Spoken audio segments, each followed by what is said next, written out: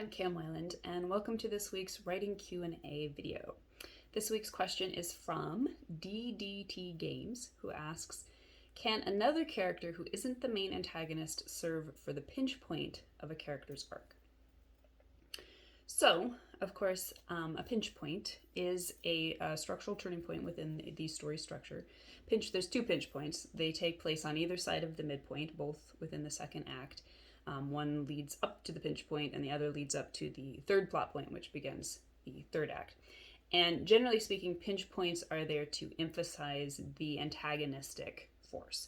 They're there to show what's at stake for the characters, what they stand to lose, and also to kind of give, sometimes, not always, it depends on the story, but give a hint of what the antagonist is up to and how they might be flexing their power within the story. So the main thing to understand in answer to this question is that the point of structure is to create a cohesive whole for the story. So when you're examining each of the structural beats in your story, one of the main things that you need to be looking at is, do they all line up? Do they all seem like they are unified and that they're all a piece of the same whole? And so generally, first and foremost, you're going to want to make sure that your protagonist shows up at every beat. It isn't as important that your antagonist does, particularly in person, since in a lot of stories, the antagonist may not show up in a lot of the scenes, may never show up until the climax. Or it may be, instead of a person, it may be an antagonistic force, which is more represented by just things that happen that threaten whatever is the character's status quo or what they're working toward. For example, in a relationship story, it could be something that's, threatening to keep the characters apart. It's not necessarily a person, it's just circumstances.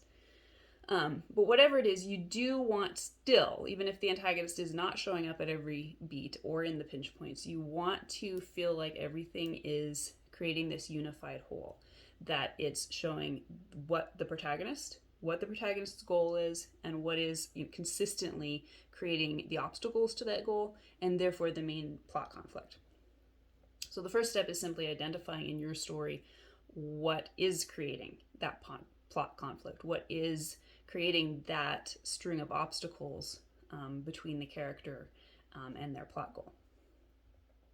So once you've identified that, then you can go and look at your pinch points and examine what's the best way to bring that in and emphasize that there. And again, one of the primary roles of the pinch point is to emphasize what is at stake for the character. So sometimes that's more important than actually bringing the antagonistic force on stage and showing what they're up to.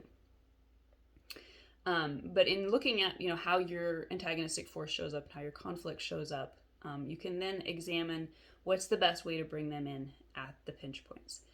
Generally speaking, the answer to this question is no. You do not want a character who is not the main antagonistic force to be presenting whatever's happening in your pinch point, because that's a clear, straying off the beaten path of this otherwise linear structure that you're trying to create for your story. However, it's totally possible, and I'm going to write a post about this pretty soon, I think, on my website, helpingwritersbecomeauthors.com, that you can have antagonistic proxies. So, for example, you've got a big bad who doesn't show up throughout the story, but that character is going to have proxies who work in his stead. For example, he's got henchmen. That would be the simplest, lowest common denominator way to go about that. So it's totally possible that your big bad isn't showing up at the pinch point, but that some henchman is showing up on their behalf. And again, it can be, depending on your story and how the antagonistic force is represented in general, it may not be a person. One of my favorite examples of pinch points in a relationship story is the movie The Lake House with Keanu Reeves and Sandra Bullock, which has really lovely pinch points that don't feature an antagonist. They're just about the ways where the characters keep kind of missing each other in the relationship. Like one of them is when Keanu's trying to go after Sandra Bullock in a train station and he misses the train. So it's just this really subtle moment that doesn't have anything to do with a person, but which is, creating a roadblock within the overall plot, which in this story is for them to be together. So you really have to look at like how the conflict is presenting in your story and what you're going to do about it. Otherwise, you want it to be pretty much that, like I say, that linear through line where it's the protagonist versus the antagonist, whatever that is in your story.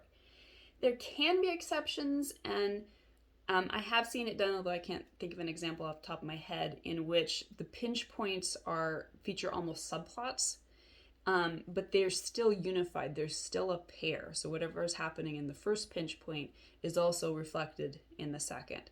I would recommend caution with that. It's something you can play around with, but you do need to really understand the effect that that's having on your overall structure and have a very clear understanding of how the antagonistic force is functioning within your story.